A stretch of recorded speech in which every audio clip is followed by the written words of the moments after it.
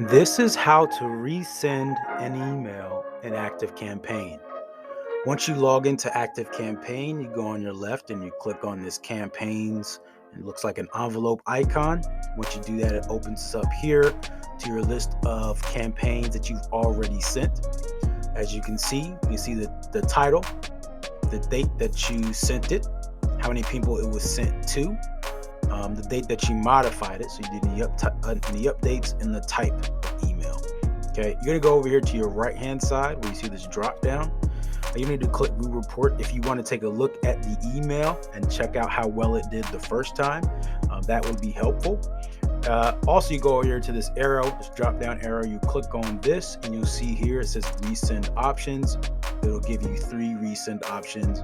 Want to create a new campaign based off this campaign, pretty much duplicating it. Second, to send to new contacts that that joined after initially sending this email. And then third, send the contacts who have not read and opened. This is the one that we commonly use in our business. Just so we'll send something in the morning, maybe send something later on, or send something one day and send it the next day. And what we do is we hit continue, and it doesn't have us go set up the entire email again.